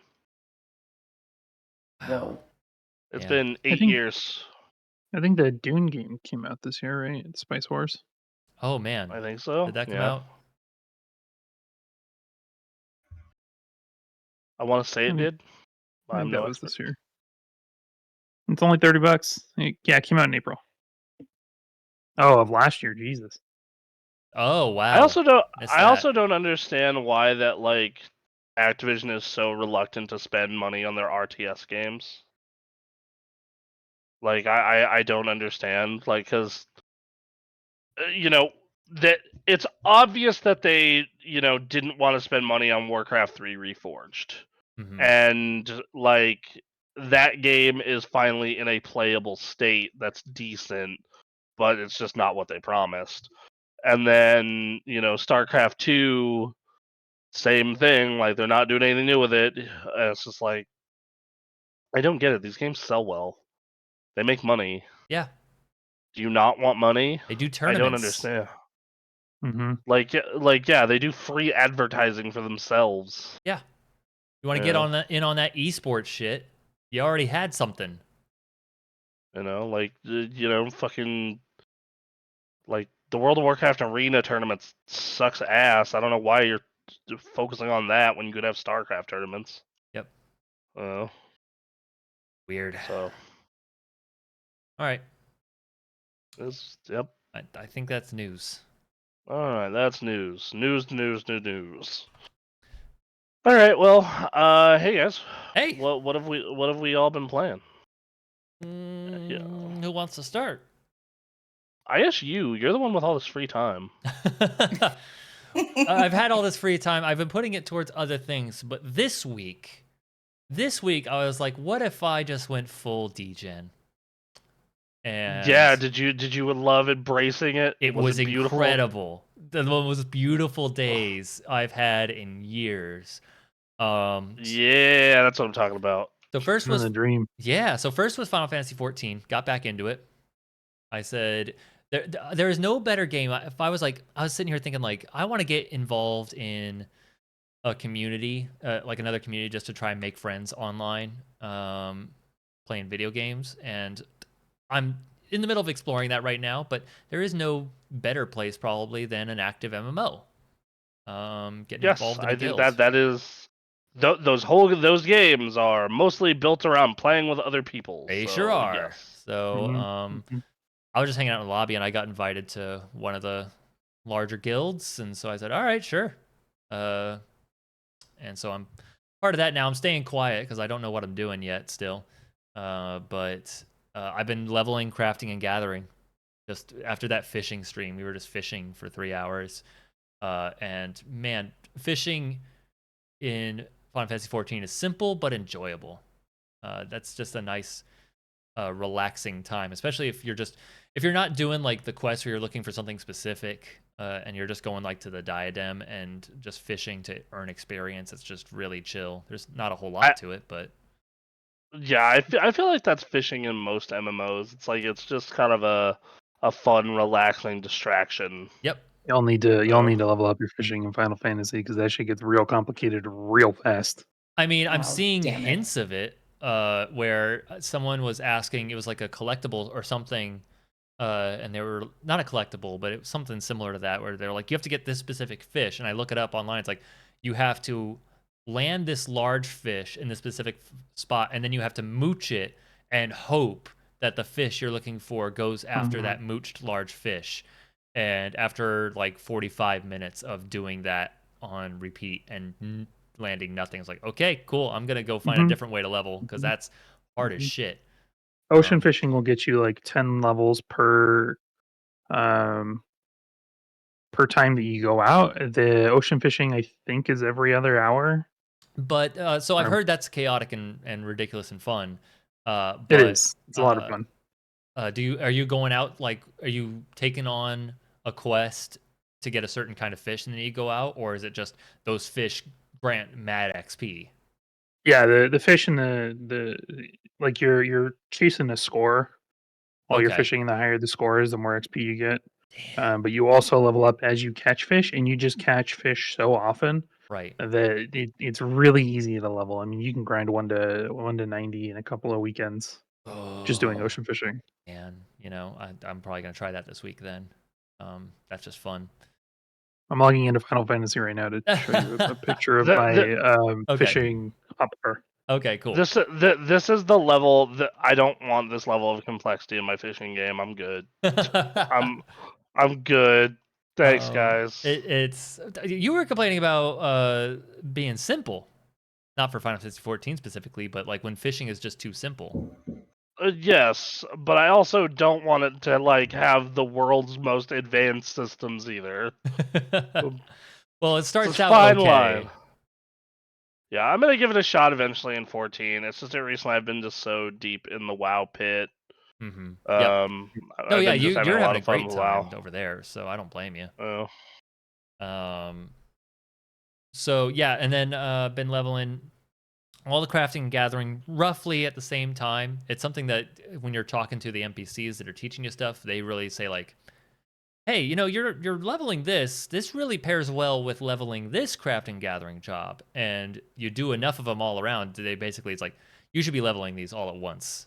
If you're going to do this, like, if you're already going to be doing this, if you have like a mad amount of gil, like, sure, you can just concentrate on one and just push your way there. But imagine, like, instead of buying all that gear that you need, like, you have a couple other jobs that can just make the stuff that you need as long as you're leveling alongside it. So it's going slowly, but most of them are at roughly level 30. I got a long trip ahead of me, but I'm happy to do it. It's fun. And yeah, so that's what I spent my time on Final Fantasy 14 doing, was getting to know the guild and leveling up my crafting and gathering. And then I played Baldur's Gate 3, which yeah, you did. I didn't get very far into it. I'll let you all talk about it more since I imagine y'all played a lot more. But I have to admit, I had to bump it down to narrative, story mode. I can't hang with that It's combat. hard. It's a lot. Shit is hard. It is difficult. Yeah. Yes, it is. I'm not quite there in my own playthrough because I'm cheesing my way through shit. Right. But like, yeah. So let me tell you. So I have my own save, which I haven't got that into. I've mostly been playing with Stella, and we got to this.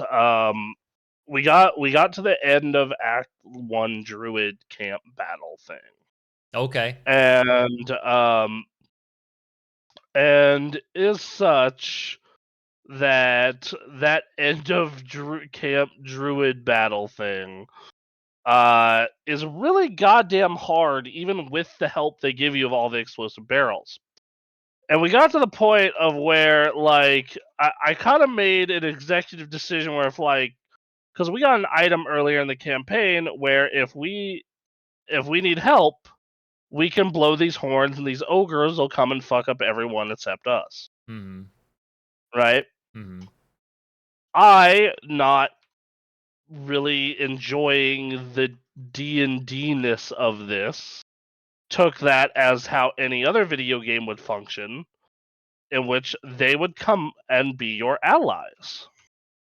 right? Like they Uh-huh. would come. Yeah, they come and be your allies, but they also kill your friends as well. Mm-hmm. They won't hurt you or the party.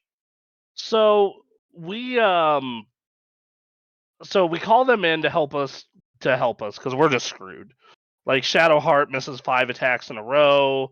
Karlach is doing her best, but it's only so much. Like we're having a time, right? Well, like we're having a hell of a time. And what ends up happening is like I was like, okay, dude, like we're screwed. There's no way we're. And she's the type of person who will save scum those games for combat. I won't. I'll save scum decision making stuff that affects the plot, but I refuse to do it for combat. I'm going until I'm gonna lose, for sure. So I blow the horn and the ogres come, and they kick ass. Right. These ogres kick so much ass. However, we go and we kill all the bad guys. However, what ends up happening is the ogres start killing everyone in the druid camp besides us. So we're like, okay, I saved you. We did it, Patrick. The day is saved. Why aren't the ogres stopping? What is going on? So what ends up happening is we decide, okay, maybe if we flee, the ogres will be like, oh, they're leaving. We'll go with them. No, they did not. So what they ended up doing when we came back to the camp the next day was they didn't kill any of the innocent people. Okay. But they killed the fuck out of the druid you can recruit to your party, Haslin. Mm-hmm. Like, that motherfucker's dead. That dude's dead. Along with every other warrior in their camp. Damn. So, yeah, I'm curious where that's gonna go. I will say shout out to Haslin because he 3v1'd those ogres because they're all dead too. Okay. So, yeah, no more ogres at the camp, but also no more anyone protecting them. Yep. Okay, good luck. So, yep. I did the hero's duty. On to greener pastures. Yep. Oof. I mean, at least some of you made it versus the none of you that would have made it prior. Oh my God! What a game. Is that not true? Yeah, technically you're correct, which is the best kind of correct. So. Yep. Mm-hmm.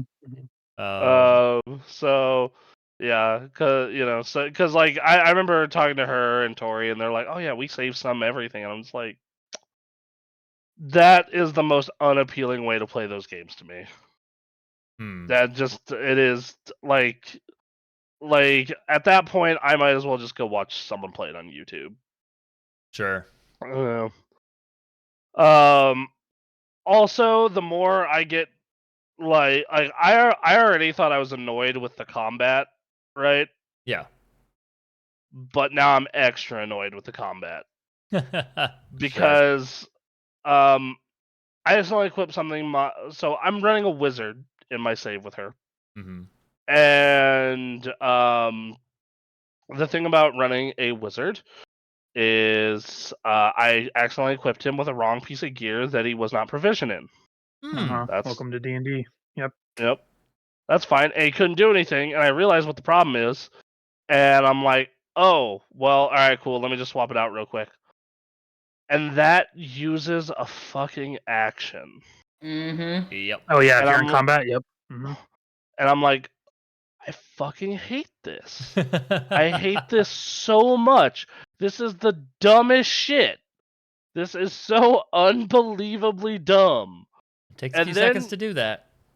Mm-hmm. Yeah. You think about then you have shit like Shadowheart being right next to somebody, missing like 5 attacks in a row. And I'm just like, dude, this is... It's rough. I picked a monk. I have a staff. I got right next to this giant ass dog and swung and missed twice. Like, oh my God. and it just makes it so unfun. Like Aaron, I'm not there yet. I want to see how far I can go. Yeah. But yeah, I'm not far off from throwing that shit on narrative. Yeah. It's especially because the way I set up my character, I'm getting like +8 on any persuasion or charisma checks or anything like that. So basically, I'm hitting every single one of those every time I do them. Gotcha. Nice. Yeah. So yep. I went for a balance build, and that was my mistake. Yeah. No, balance does not seem like the key in that game. I mean, I definitely put my most points in charisma. Like, I didn't like go straight, across equal or anything like that. That would have been dumb. But yeah, there were certainly more grouped together. Like, I didn't want to feel like I was deficient in any one thing that could be exploited. But at the same time, failed a charisma check more than once, and it's just like, well, all right, guess we're fighting, and this goblin threw grease and then ignited the grease, and now we're all dead. Cool. Any time that game has combat, I just groan. I just audibly groan. It's fucking. I don't. And then like everyone who is super into it is like, well, yeah, that's D&D, and I'm like, I don't give a shit. This is a video game. This is a goddamn video game. Make it play like a fucking video game. I mean, that's not the assignment, though, right? For Baldur's Gate. Yeah, I mean, like they are making it play like a video game. It's just happening at the front end instead of behind the scenes. So it's taking are care seeing of all the of the bullshit. dice rolls and everything. Yeah, it's taking care of all the math you have to do in your head. Yeah. In the middle of figuring out, how far you can move. Like, goddamn, man, it's something. Yeah, it's something. So yeah, that was kind of. All right. That was my experience with it. Like, as for everything else, like, yeah, the story's great. I love the decision making. I love that everyone I've talked to about the game has made different choices. Like, I fucking persuaded my ass through that camp. That goblin camp, those motherfuckers loved me. Yeah. So I'm playing a drow and I just walk right in. They're just like, hey, what's up? And I'm like, hey, and that's it. And just walk in. Well, that's nice. Yeah. They don't take kindly to half drow elves then. Damn. Yeah, they did not give a flying shit about my dwarven ass. So okay. Take that how you will, or my human ass when I was playing my human. Right. So, yeah. Yeah. Oh man, Baldur's Gate 3. It's a cool thing. Yeah, it is a neat game. Yeah. I'm really enjoying it. Everything nice. about it I am enjoying. Including the combat? Including the combat. Oh, you're out of your fucking mind. It's so good. It's such a good game. Everything but the combat's great. They understood the assignment, They're doing it. They did, and apparently I will never want to play Dungeons and Dragons. Probably not. The role playing is so much fun, but yeah, the combat. And that's the part of like the campaign I'm enjoying. Is like, yes, I love talking with the characters. It's like, yeah, that part is fucking awesome. Yeah. It's the part where it's just like Shadowheart, someone who is pretty good with a melee weapon, is a foot away from this person and misses 5 turns in a row. Mm-hmm. Feels good. Yeah. Yep. So don't be low level, even then. Yeah, like it's just, that shit's annoying. So I don't know. I moved on from that though. Mm-hmm. Because goddamn, Bomb Rush Cyberpunk. Yeah, did you buy that? Yeah. I did. Yeah.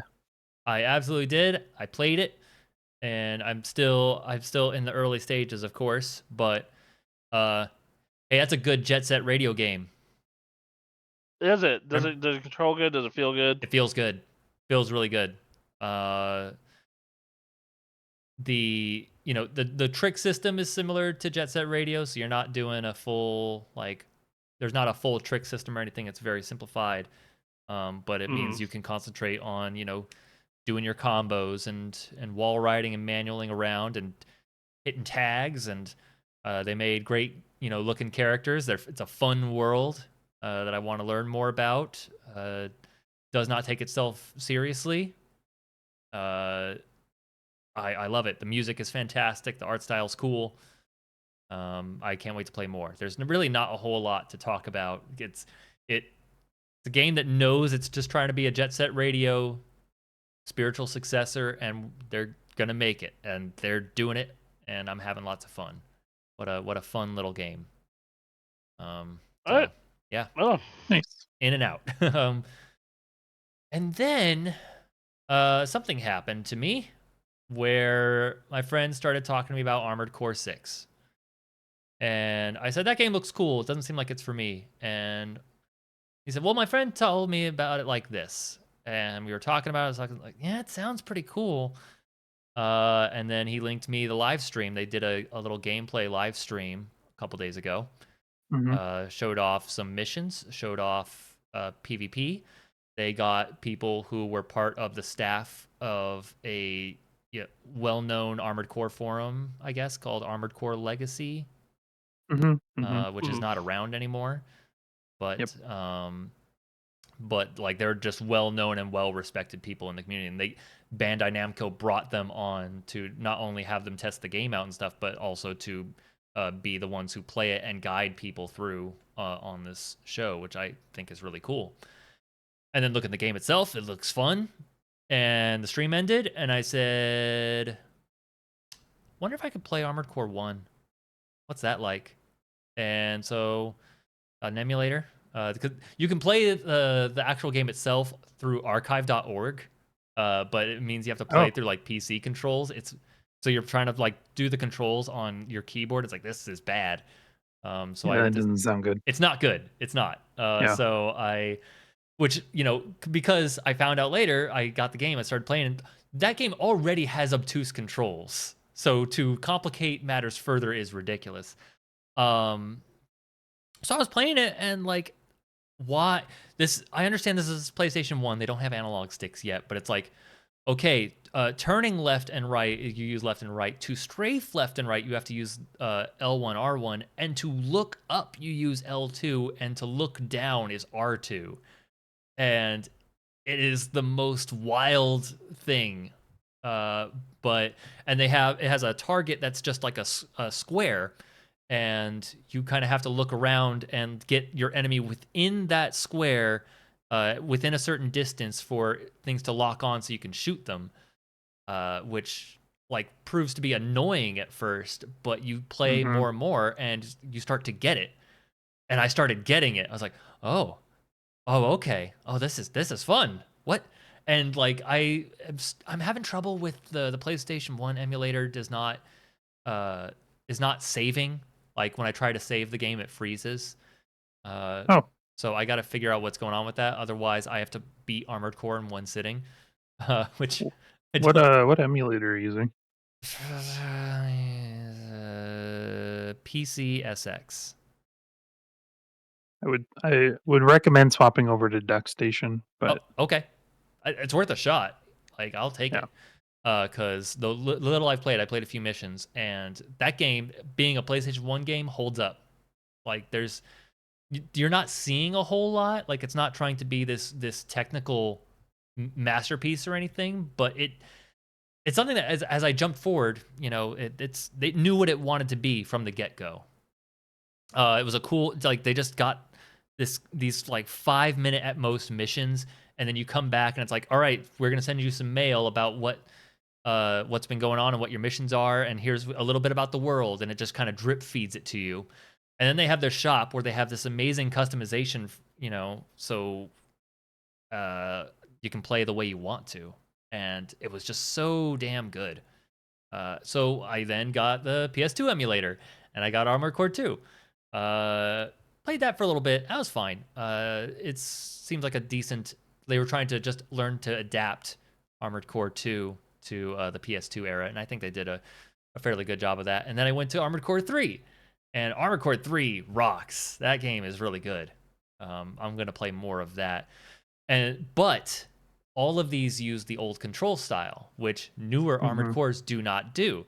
So I had to get check out a newer one to see, and so I got what everyone suggests is the best one, which is Armored Core 4 Answer. And I've been playing that, and that's the first From Software game that was the game director was Mr. Dark Souls guy. Mr. Dark Souls guy. I don't remember his name. That's the one. That's him, Mr. Souls. But that was the first one he directed, and I'm having a great time. So what they do is they get rid of the square. You can have it like auto lock on. I haven't tried it manual yet, but they do that, and then they have you dashing, and you're just moving quickly, and it feels so good. As the games go on, like there's more customization options, and there's a lot to consider when you're customizing. So you have a lot of fun there. It's not very Souls-esque. It's very much like, you can get in debt, if you're failing your missions. But otherwise, like, you fail a mission, it's like, all right, start again. Let's go. You got it. And you can just keep going. I think that's you made a comment about it like not being a Souls-like game. Yep. And I think that's probably what I am most excited to see on the internet is everybody going into this thinking it's Mecha Dark Souls. Yep. They are going to be real disappointed. They are going to be disappointed.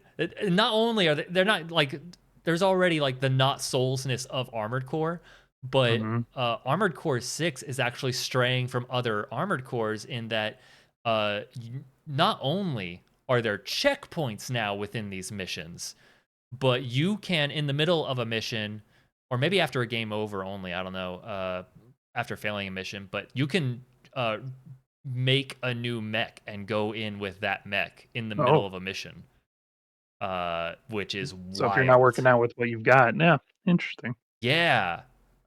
So this is a really good developer, so I assume they're doing this for a good reason. This game is not easy in the sense that like it's its own game. You have to learn how it controls and how its missions work and how these enemies work. But I feel like the barrier to entry is lower than like, say, a fighting game or a Dark Souls game. To figure that out, and once you figure that out, there's so much customizing you can do to play the way you want to play and look how you want to look. I'm so now within the matter of days, I am playing Armored Core and jumping between 3 and 4 Answer, and I'm gonna be playing 6 day 1. So nice. Look forward to that. I'm really, really excited for Armored Core 6. Yep. I have been asking for a new Armored Core game, not like as vocally as like a Final Fantasy Tactics remaster, right? But like for years. It's like right up there with like a new Tenchu, right? From being made by From. And I'm excited for it. Yep. Can't wait to play it. Yep, it seems to be its own thing. It wants to continue to be its own thing, and it's man, I'm bummed I did not know about Armored Core sooner. I knew it existed, but I always just assumed it was going to be like obtuse controls and not feel good. And it just feels good. There was even a moment where like I found out there's a generational divide between the Armored Core community, and I likened it to fighting game controls. People are talking about removing the execution aspect, and like the newer Armored Cores get rid of that square thing that you have to manage to try and get your shots off, and instead have an auto lock on. And like there's controversy with that, where like the struggle of learning that mechanic is fun, and I understand it could lower the barrier to entry to people, but it removes an element of fun for the people that are like the diehards. There's that made me think about the fighting game execution bit in a sort of new light from that sense.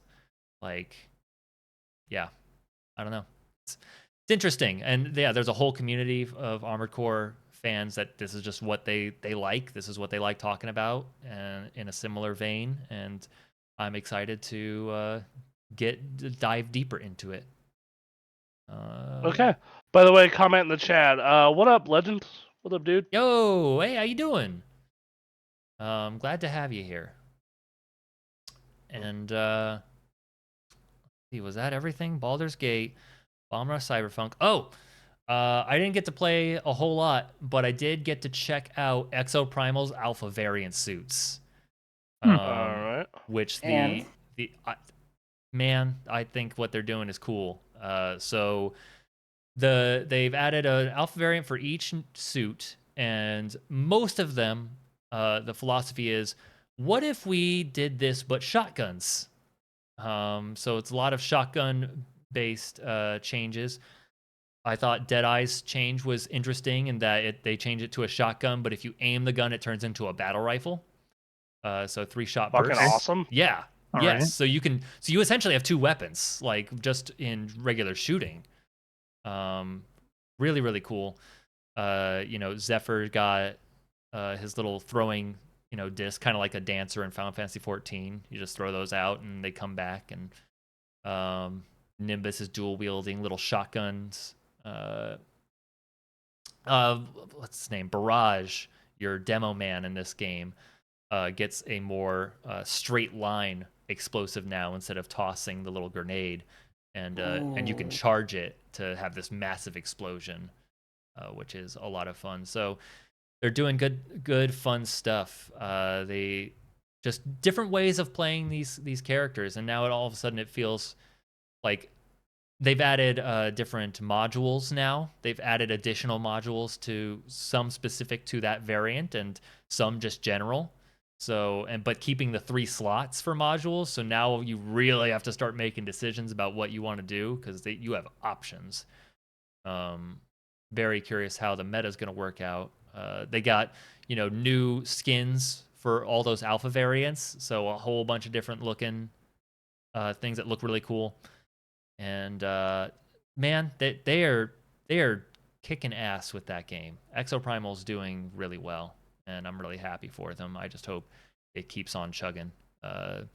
You do have to unlock an alpha variant. You do have to get one of the suits to level 20 to even unlock the ability to buy it. I think I have Deadeye around that mark. So if you've been playing one exosuit, you probably at this point have access to it. And then the other thing is, once you unlock it, then you have to pay $15,000 in money, which is not a lot. Like, you have to play, I don't know, 3, 4, or 5 matches, but you can if you just save up for those matches, like one day, one afternoon, you can buy it. So, and it gives you a reason. It gives people a reason to keep playing because now they have 10 suits that are not unlocked, and you get those to 20. Gives you something to work towards, and then there's all the cosmetics that come with those suits and the modules, and then you have all this money that you've been saving up because they don't do repeats on your loot chests, and now you have a place to spend them, which is $15,000 for each new alpha suit. God, I love what Exoprimal's doing, and they've got beta variant suits coming, which I don't even know what that means. Like, is that going to rely on getting the main suit to another higher level, or do we have to max out the alpha variant suits? They may have answered that in an interview. I don't know, but yeah, Exoprimal's fantastic. I am swimming in good games that are coming out in recent weeks and months, and I'm so happy. I mean, hey man, that's what it's all about, right? That's what it's all about. I'm drowning in good video games, and I could not be happier. So yeah, that's it for me. It's a good time. Good time to be playing video games right now. Ugh, no kidding. All right. Well, did we get anyone put anything else into? Oh, you put anything else in, or who? What about you, Ninja? You, Baldur's Gate, Final Fantasy, anything else? I finished Final Fantasy 1 right after the podcast last week. Right, I forgot you were doing. Yeah. Yeah. Well, are you on to 2 now? Are you going? I am. Yeah, I'm in the middle of 2. It took 10 hours to beat Final Fantasy 1, and that's because 5 hours. I was trying to get all the achievements, and I spent 5 fucking hours trying to get the war mech to spawn on the bridge, second to last dungeon. You just walk up and down the bridge waiting for this thing to spawn. It has a chance of spawning.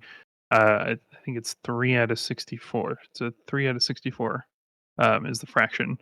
So it's like a 0.4% chance or something like that to spawn. And I sat there for 5 hours just going up and down while I was watching something, trying to fight the thing. Eventually got it, and then was like, okay, I can finish this game and move on. I had gone from level. The recommended level to beat the game is 50. I started that trial at like 33, and by the time I was done, I was at 86. So I cruised through the rest of the game, and then started playing Final Fantasy II, which has that weird leveling system, where there's not really a leveling system. Instead, it levels your abilities based off of what you use. So if you are attacking with characters a lot, it'll level up whatever weapon they're attacking with, or if you're using magic a lot, it'll level up that character's magic affinity, or it'll level up the spells that you use. If you're using spells a lot, if you're getting hit a lot, it levels up your defense or your dodge. It's a really weird leveling system that's easy to take advantage of. I spent like 20 minutes just attacking myself and healing myself outside of the first town, and suddenly I can kill everything in one shot. Huh. So yeah, it's really easy to exploit and just like run through, which is weird. Interesting. That sounds Yeah. like fun, actually. Yeah, it is. It is kind of fun, and like when you're looking from like Final Fantasy 1, which doesn't have much of a plot, like go fight Garland, save the princess, reignite the crystals, go fight Chaos. Okay, well that was the whole plot. Final Fantasy 2, suddenly like it just starts off with like a cutscene, and I'm like, oh, okay, we're actually getting story in this one. Right. So it's interesting to see like that change in another like NES game. But so far it's fun. I mean, it's an interesting take on a turn-based JRPG. Right. Yeah. And other than that, more Baldur's Gate 3. Yes, That's of course. about all I've played. So Ninja, I just saw your toolbar here for Fisher. Yeah. For fishing in Final Fantasy 14. I think this is more abilities than I have on my Capped Red Mage. That is 2 more abilities than I have on my Samurai. That is wild. Jesus fucking Christ. What? Yeah. Okay. So there's like mooching, there's like double mooching, there's hooking, there's double hooking, there's like if you want to start getting collectibles, you hit the collectible button. If you want to do spearfishing, there's abilities for spearfishing, and so on and so forth. There's a lot. like all Final Fantasy jobs, I'm approaching level 50 and I feel like I haven't actually started the job yet. Yeah. Looking at this. And a number of those are unlocked through the job quests. Sure. Which if you have the money for, I would highly recommend just like finding out what fish you need and then just go buying it on the market board, because like fuck trying to catch that. I wish I had the money. That's part of the reason I'm pushing for all these crafting gathering jobs, is to finally have some income. I'm at below 500,000 now. It's like shit. All right. Yep. That's it for me though. All right. Well, other than Baldur's Gate 3, I got really back into WoW extensively this week, even more than normal.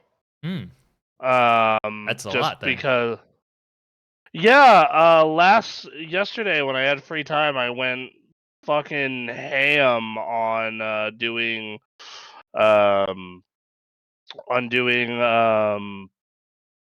Mythic Plus, and I'm like 32 points away from Keystone Master. I'm like so goddamn close. So here's hoping that, I can get that done soon, and then I'll be pretty much done for the season. At that point, it's time to work on alts and hang out, Right. So, and then I'm actually getting into the more casual side of that game as well. Oh, nice. Which that's hence the fishing stream and whatnot. Yeah. So. Cool. So that's yeah. awesome. Yeah. And then just continuing to enjoy but be very frustrated with Baldur's Gate 3. Yep. All right. And awesome. So. All right. What about you, Em? You do anything? I didn't have time. I've been working so much that I'm just like, okay. Damn. Oh, I know that sad. feeling. Sucks. It sucks. it It sucks does. to break one. All right. Well, All right. Well, I think I wish that... you luck with this coming week then. Thanks. It's gonna be rough because I finished my move today. Like literally right after Finally, this, all I'm right. finishing my move. Yeah. All right, well, Damn. Wow. All right. I think that's it for us. I think that's a show. Yeah. Pretty Alright. sure. Awesome. Thank you guys for listening and watching. Be sure to catch us on YouTube and your favorite podcast service. We're streaming on Twitch and Kick. What are we doing this Tuesday? I don't know, just generic MMO stuff on MMO Day. We're just gonna make it MMO yeah. Day. Yeah, it's just MMO day and hanging out. That's about it. That sounds fun. Yeah, it'll be fun. We I'll gotta- try and get Anthony involved. Let's see if we can get him in for at least the first half. Yeah, you so- know. Yeah. Be like, you're gonna heal these keys, son. Absolutely. Absolutely. All right. Alright. Well, fantastic. And then Dark Souls. We're going back to Dark Souls this week, correct? Yep. Dark Souls on Thursday. Yay, Yes. Dark Souls. Who doesn't love Dark Souls? Who doesn't love Dark Souls? A lot of people. I A lot of people don't like Dark those Souls. those people are wrong. don't have a They are mirror, wrong. so I don't see anyone. I don't know. Oh. So, yeah, we're gonna try and get some the first episodes from last stream, because we intend to try and release these on YouTube. So we're gonna try and get that started this week. Yeah. At least that's the plan. I don't know. We'll see what happens. But yeah, and to keep up to date on what we're doing, you should join our Discord. A link to Discord. which is on our Twitch. Is it on our Kick? What? Yes, Yeah. it is. Okay. So yeah, be sure to check us out there. Join us. Otherwise, I think that's a show. Thank Bye, y'all. y'all. Play video games. They're fun. They are fun. They're pretty rad. They're pretty rad.